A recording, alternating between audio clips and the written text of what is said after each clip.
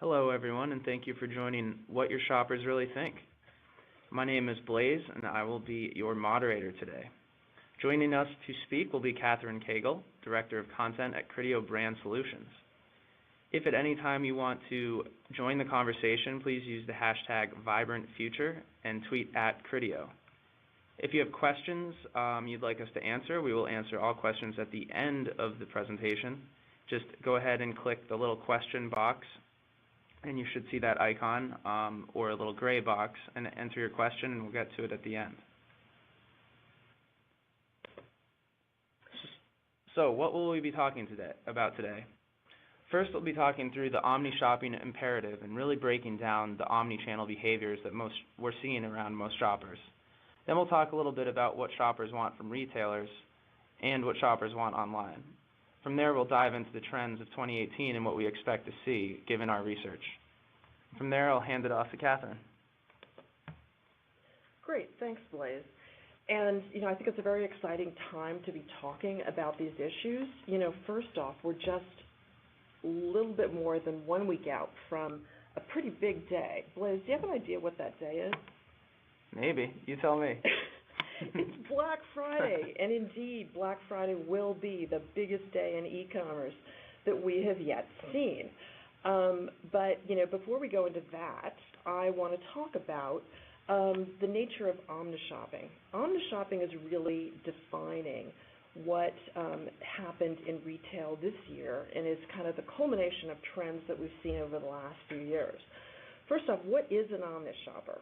It's a shopper who uses a variety of devices, channels, and platforms to browse and buy products. Obviously, the smartphone, the iPhone had its 10th birthday this year. The iPhone and smartphones set in process a whole change of how we shop, using this device as kind of a guide for our shopping behavior wherever we choose to buy.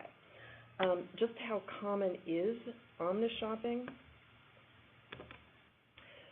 We conducted a global survey in 6 different countries about how common this sort of behavior is.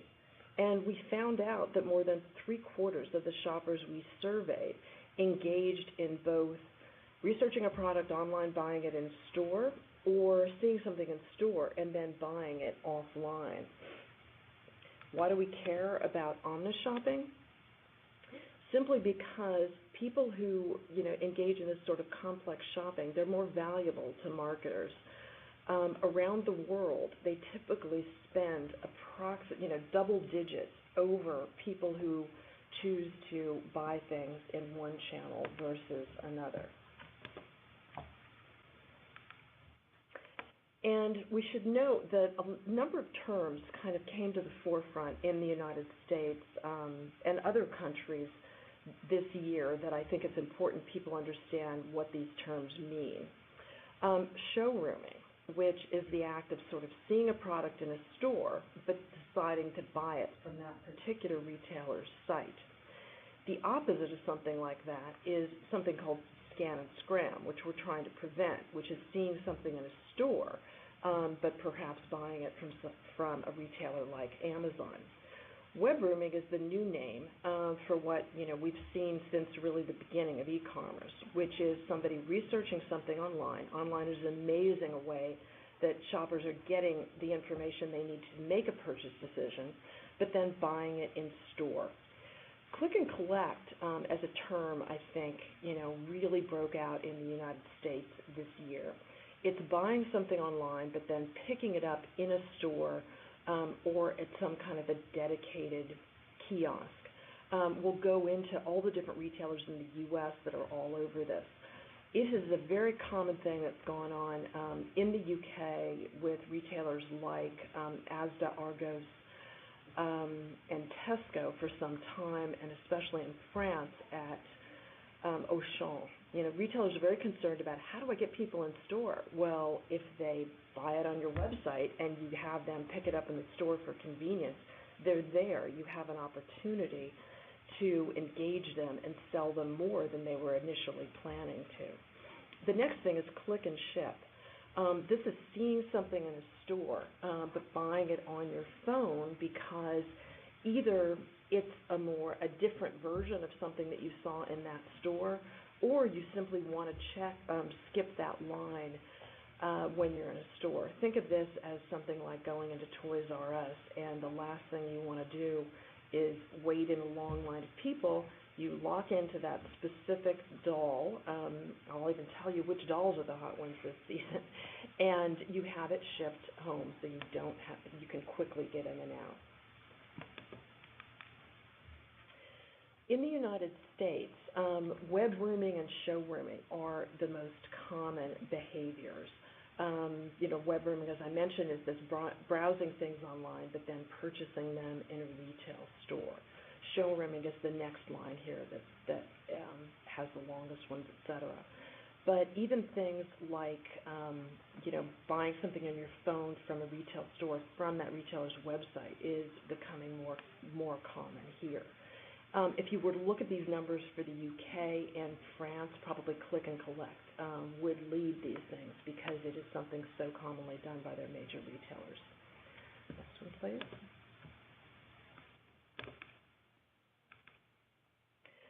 So this study of ours got into the role of real-world retail.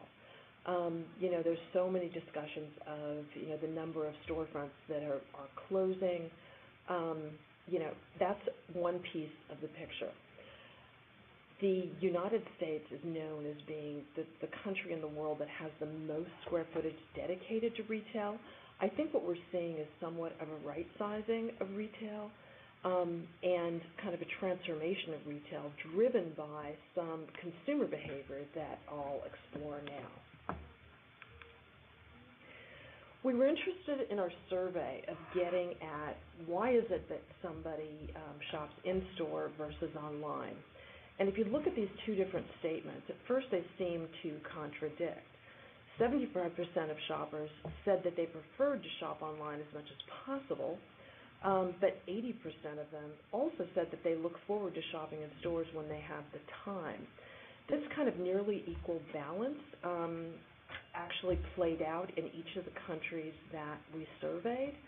And I think this speaks to the fact that human beings really are social creatures. We like novelty. We like experiences. Real-world retail will never die out, and indeed, currently it's about 90% of all retail in the U.S. E-commerce will grow dramatically, but I think stores are becoming more focused on creating a better experience where websites are getting better and better at delivering relevance and helping people make shopping, especially for goods that they buy pretty commonly, as simple and efficient as possible. As I mentioned, this kind of balance, you see it across the world. And I was surprised that even in a country like France, which is known as sort of for the experience, the beauty of its retail, a big chunk of people do say that they prefer to do so much of their shopping online. So what is real-world retail about? Very much about product discovery and about the ability to experience products. People are very interested in trying new retail experiences. 72% in the United States said that they were interested in that. And 63% of the omnishoppers said they enjoyed shopping in stores to see what's in style. Obviously, if you're going to launch a new and complex product into the market or something that is radically different in look, the best way to sell that is really through experience of it.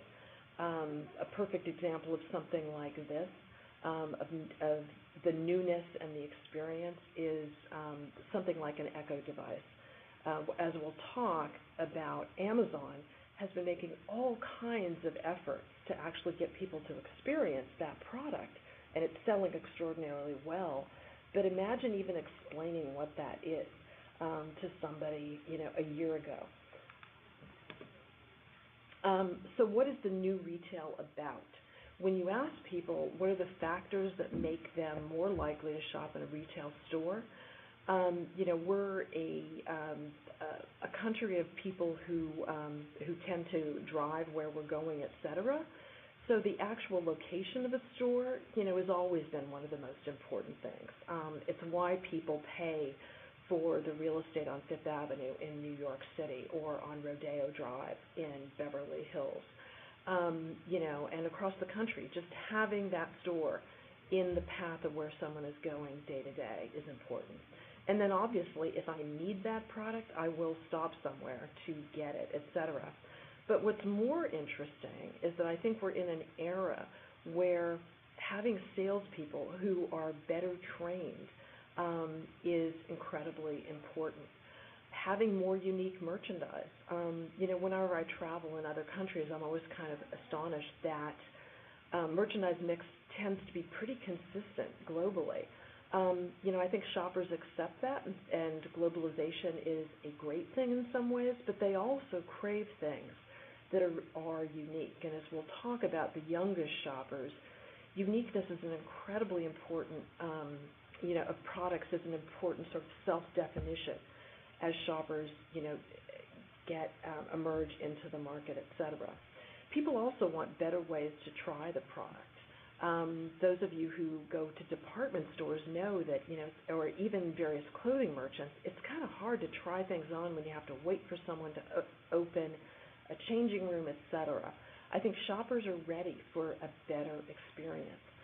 Store design and better displays, really important. And as we'll talk about later, these are areas that I think we're seeing radical innovations globally in. So how do people shop online, and what do they want from it? One of the most important, ideas that we wanted to dispel is that when people go to buy something, they immediately start on a search engine. Search is a really important part of the process of considering various items.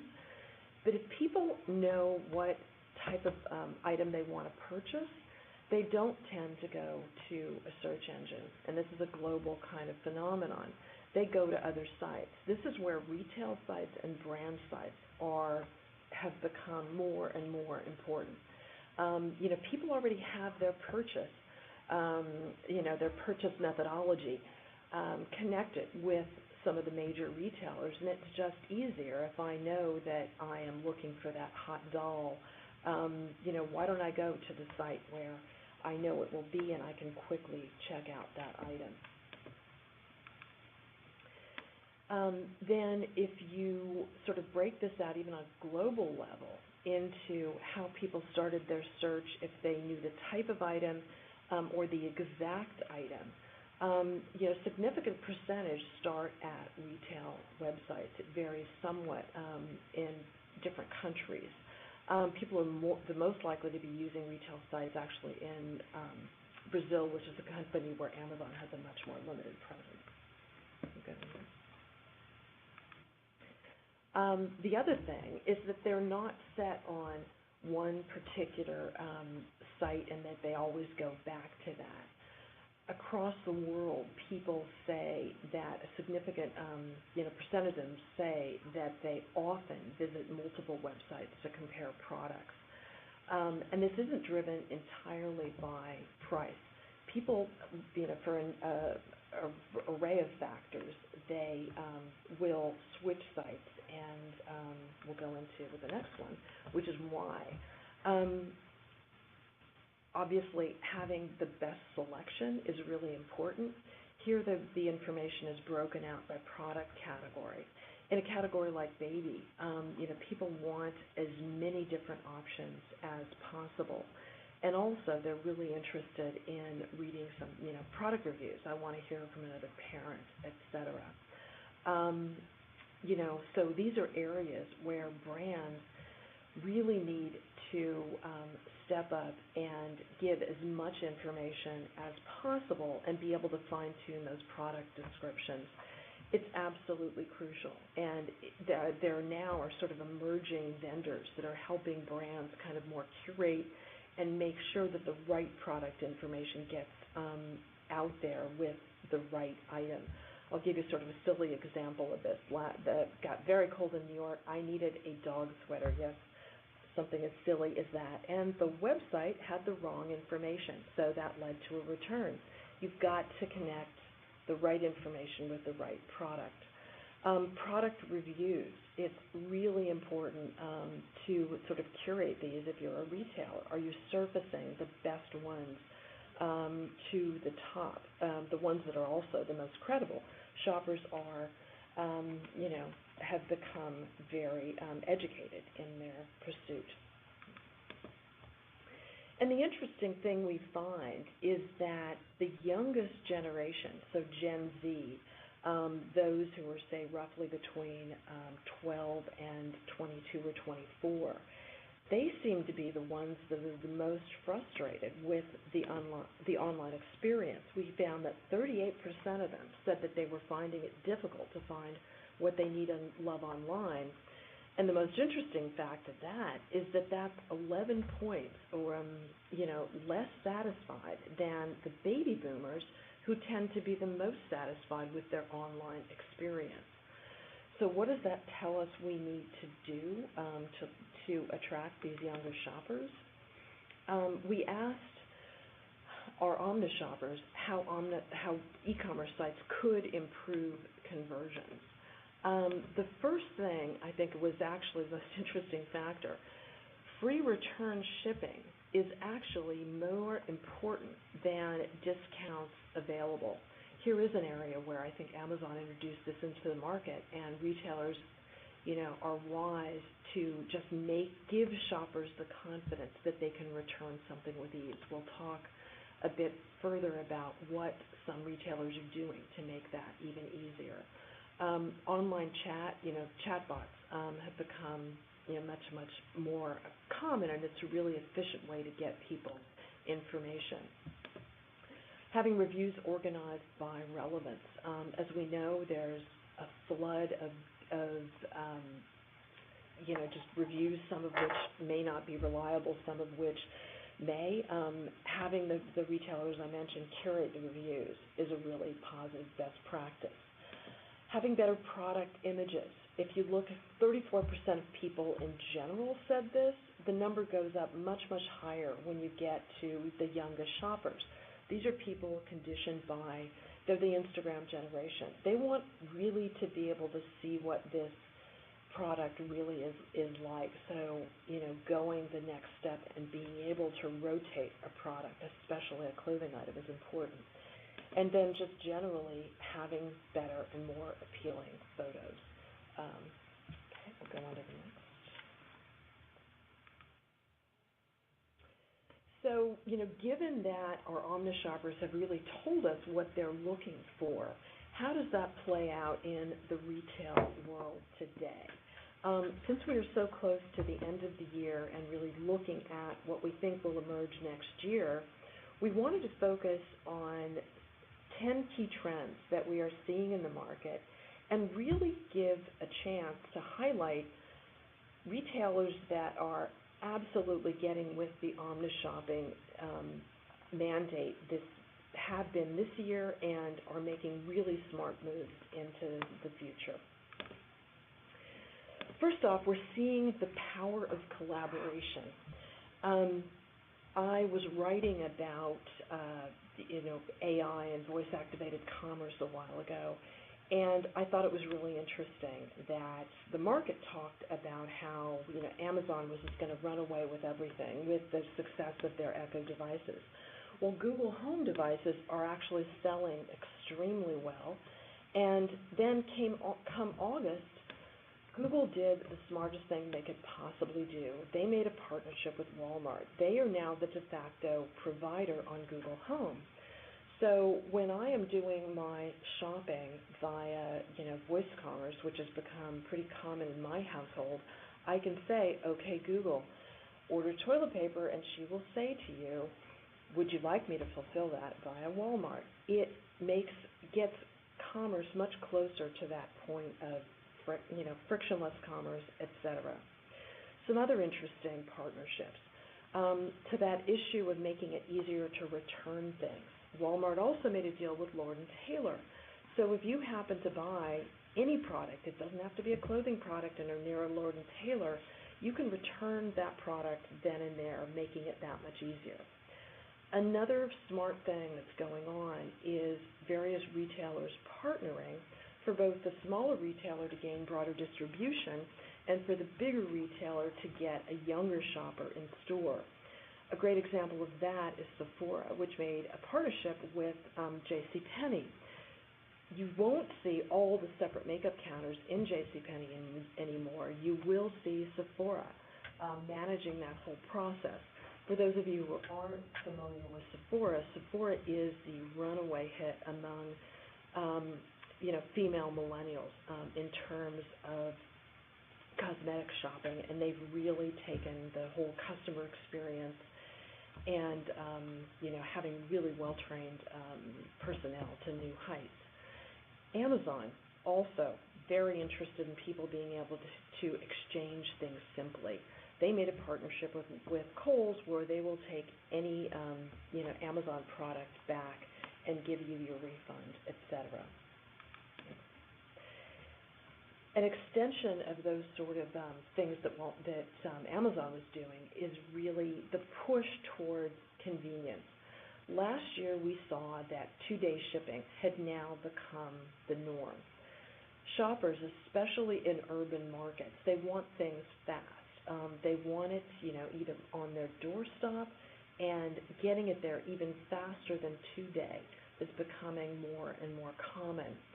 To deliver on this kind of promise, Walmart has created these standalone pickup centers where if I buy that item, I can actually get it later that day at a dedicated pickup center. You will start seeing more and more of things like this.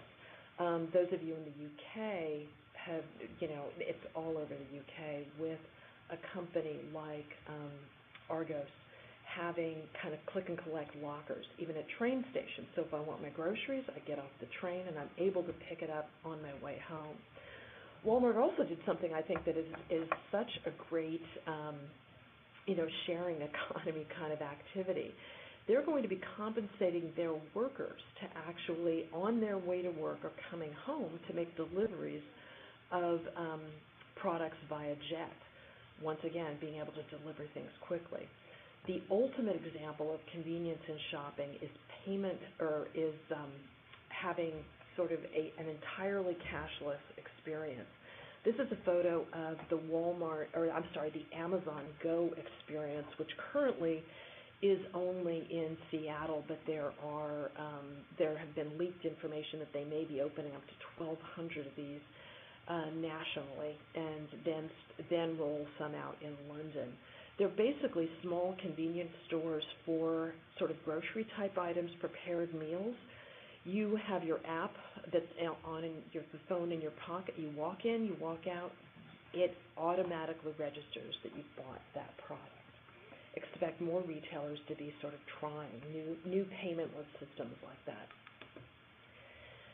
The other thing that was sort of surprising to me is that, the term big box retailers has become ingrained in our society.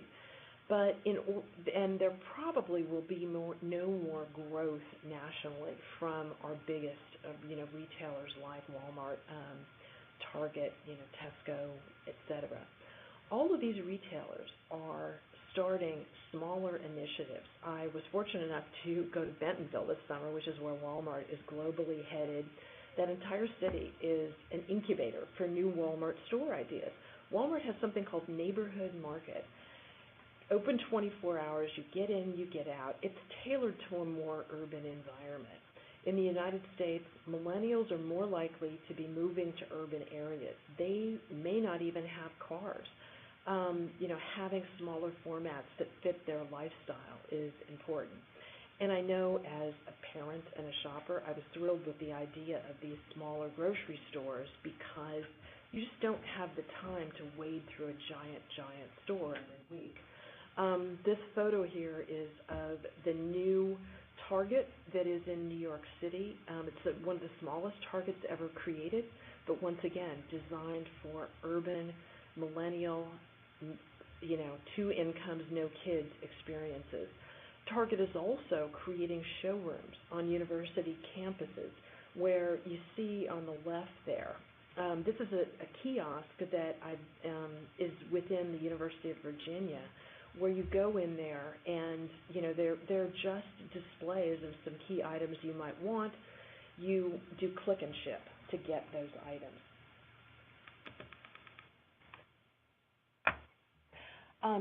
The other thing I mentioned is that Gen Z, and the millennials are incredibly visually driven. We are seeing the emergence of stores that are, their own kind of art galleries in a way. There's less merchandise on displays, but the store really kind of displays a lifestyle. Starbucks, which I think got a bit shop-worn, is now creating these sort of really beautiful kind of reading spaces. Some of the newest Starbucks have real physical books, as a part of the decor everywhere. Anthropology highlights the works of local artists, and you literally kind of go through various bits of sculpture. I love the Sugarfina stores. They also have just the products are displayed by color in these walls of, candy that you just, want to go up there and see what that item is and potentially experience that. On the left, we have something like Bonobos. Bonobos has so many fewer products than your typical clothing store, but the point isn't to get the item there. It's to get the item to fit perfectly, and then, via the ability of their manufacturing process to customize something to deliver on the clothes that then get sent to your home. And, as I mentioned earlier, customer service has become more and more important. Amazon is extraordinary in what they, do with customer service. If you've ever called them about a problem, unlike a lot of retailers, they make it easy for you to call them, and a human being picks up immediately. But what's interesting is that the National Retail Foundation did a survey of shoppers about their experiences with customer service, and actually they said in the United States that Ella Bean, customer service was even better.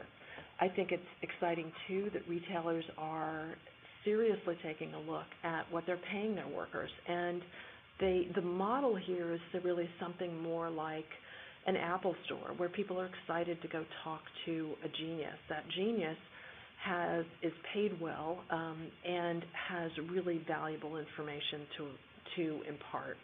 The guy on the right is Mr. Bonobos, who's going to help you fit that suit. And in the center, we see the first of what Nordstrom, the department store that initially set the bar in customer service, they're now creating stores without merchandise. Why do you go to that store? To meet with your personal shopper, who helps you buy out your wardrobe for a season, and also to get services like, hair care, manicures, etc. These are, really bringing experiential retailing to new heights. As we mentioned earlier, there's a desire for sort of uniqueness of merchandise. This is really being played out with different retailers trying to appeal to millennials and Gen Z. For those of you in the U.S., you may not be familiar with Kiko. It's a Milan-based cosmetics retailer that is expanding internationally. I always thought it was interesting that when you go into that store, it's really about, they have limited edition cosmetics, and they're not extraordinarily expensive. They're able to create trends and move products quickly because they do them in limited editions, and they're really a factor. If those of you who don't realize, blue lipstick, green lipstick, all that kind of thing, they've been really able to push these things. And having the limited editions encourages people to buy now because they believe in sort of the specialness of that. The middle photo is is Zumiez. Zumiez is an expanding, younger kind of sportswear retailer in the United States They bring people in those stores partly because so much of the merchandise is designed by artists, is unique to a specific region. There's only so many of these artist-made skateboards that are important. And especially someone like Gen Z, they want products that reflect who they are, and they want something unique. The last picture here is a photo of new merchandise coming into the Supreme store. Supreme 3 weeks ago it's been around for about 20 years. Was originally kind of focused around the skateboard culture. They got a $500 million investment to increase their global expansion. The thing about Supreme, every item has a limited amount of these things being issued, and I was astonished when I'd never even heard of them 3 years ago when my kids started going there. This is a picture of their Soho store.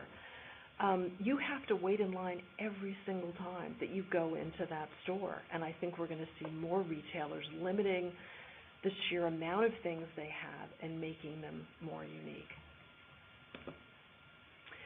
Experience centers.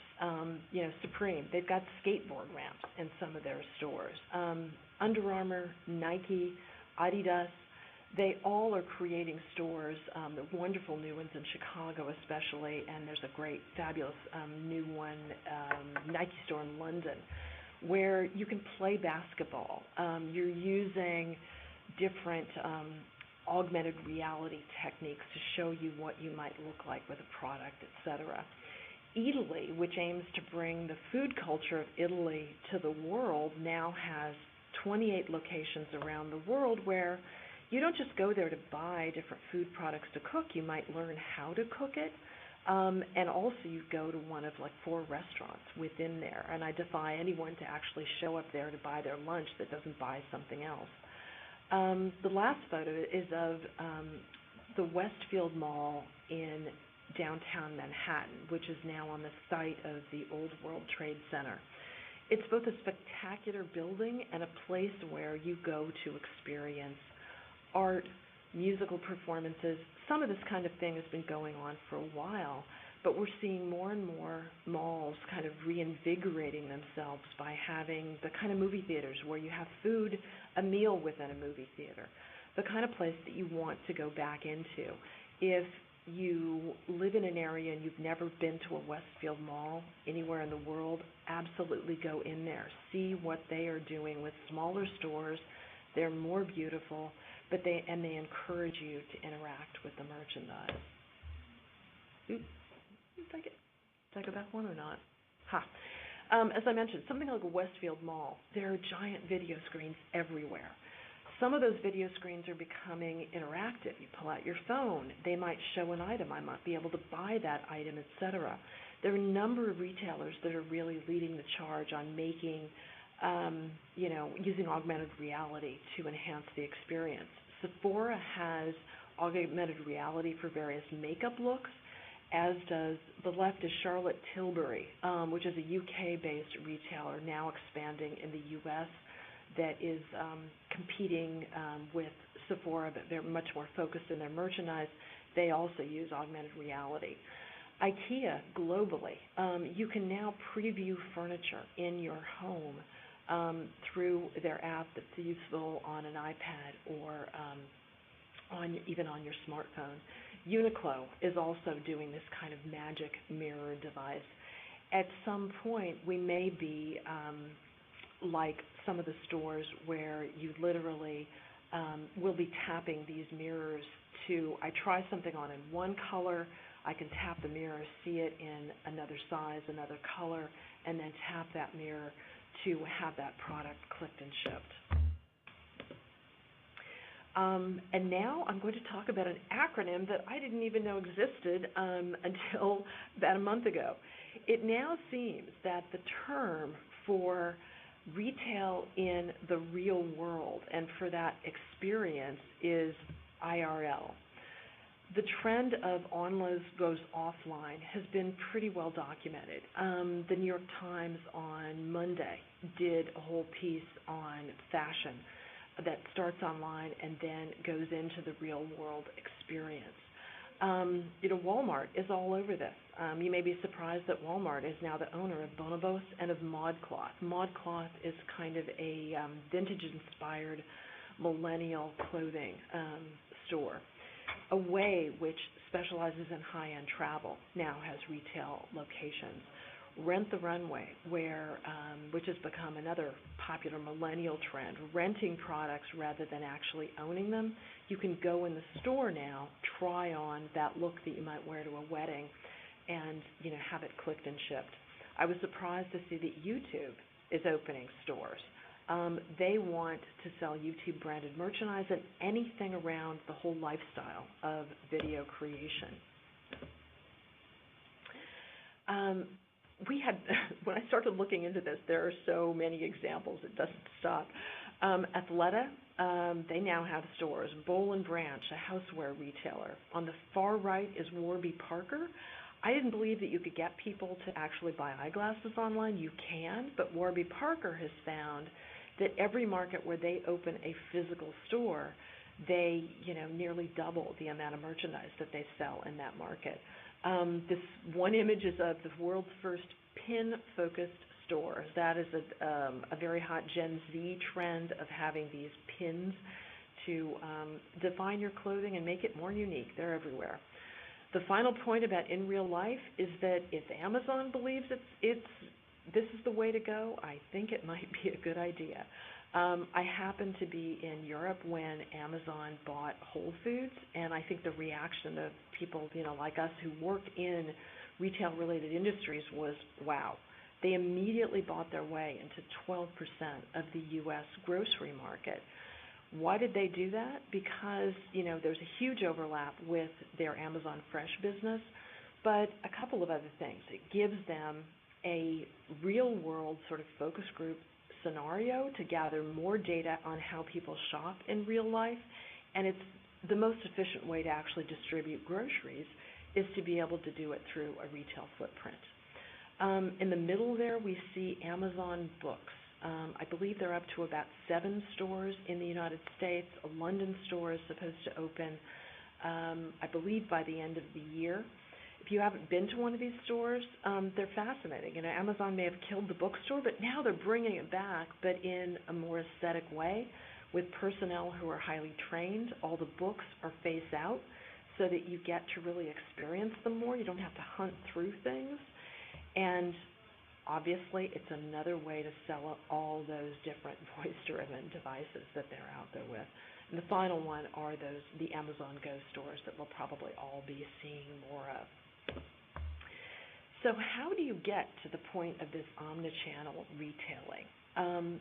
Criteo this year really wanted to understand more about how businesses are getting to and delivering on better omnishopping experiences.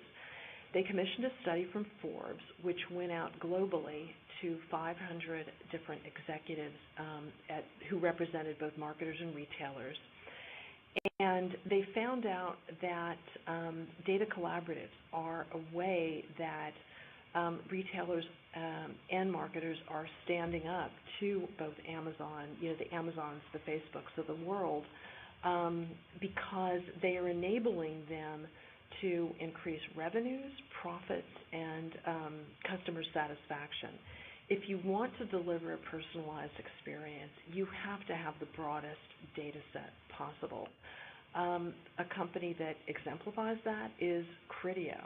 They have built out what we're calling a commerce marketing ecosystem. The company is able to see $550 billion worth of transactions globally. And you'll be hearing more and more about that commerce ecosystem in the weeks to come. Now we can shift it to some questions. Great. Thank you so much, Kathryn. That was really informative. Again, if anyone has questions, please feel free to just add them by clicking the question box at the bottom. We also have 2 handouts, so if you look at the icon next to the questions, you can click that and you'll find a handout about the commerce marketing ecosystem as well as the full shopper study report that Kathryn just walked us through. So I'm just going through the questions here. So, Kathryn, you mentioned voice activation devices quite a bit. How do you think that's going to fit into the future of shopping? At the beginning of the year, I was, pretty blown away by just how much penetration of the market Amazon was achieving with their Echo devices. And then at CES, the Consumer Electronics Show, the biggest news, frankly, was that Amazon wasn't just in people's homes. It was going to be in their cars, through BMWs, through Ford Syncs. Amazon wants to surround the world with places where you can talk to a device and be able to order something. As I mentioned, Google is very much in the game. Apple has a new speaker coming out this system. Voice is everywhere. What I think voice is amazing at is creating frictionless commerce, at enabling you to order something that you typically would order, that you have ordered in the past, which is obviously where she comes into play, because when I ask her something, she will tell me at this point information about what I've already purchased and whether I want to buy that again. She's great at delivering on what I call the need form of purchasing. But when it comes to actually driving interest in new types of products, she's not great at doing that at this point, and I think she'll never be able to deliver on the kind of tactile experience that we've seen people want from real-world shopping, and and also even from human beings that are great salespeople. So what about brand preference then? So how do you build brand loyalty in this age of multi-channel, multi-device, omni-shopping? An interesting thing, when you ask marketers about their goals, going forward, the first thing they say is, yes, brand loyalty, not like the immediate purchase, et cetera. I think it's about enabling people to connect with you in as many dimensions as possible, giving you reliable information, and enabling, as I said, enabling people to get that information whenever and wherever they want it. Obviously, social media, I think, is a huge part of building brand identity. Something else I think that's important is that brands are very much a part of the commerce marketing ecosystem. This was a year that, with the growth of online grocery, how do you compete in a world where Amazon is continually launching their own, house brands? You do what, the Del Montes, and the Charmans of the world have done for some time. Reinforce what, you are through a brand message and creative that resonates with consumers. Great. So we have time for about one more question. So you mentioned generational trends here. How do you think Gen Z will ultimately fit into the shopping picture? How will they influence the future of retail as we know it? This is a great question, and it's one that I have a lot of personal stake in. I happen to live in Brooklyn. I've got 2 kids who fit within this generation. I thought for a while that the generation would be entirely lost to their phones, and indeed, you have to reinforce at dinner, you cannot pick up your damn phone. But I think this generation, which is the first one to grow up with those smartphones, also desires human connection. All of this data on Shopper Story has also been cut by generations, and I gave you a little bit of a preview of some materials that we'll be coming out with in January. This generation, despite those phones, craves human connection, interaction. They are the most likely to say that they want to go experience things in a store. And I think that it's a very exciting time for retailers and brands as they face up to a retail future where online and offline isn't really in some kind of virtuous fight anymore. It's about optimizing each experience and enabling people to have that experience they want of a product, but also to get it as simply as possible wherever they want to get it. That's great. And I think that takes care of it. Thank you all for attending. And please feel free to look at Criteo.com and the handouts. Otherwise, we'll see you next time. Take care. Bye.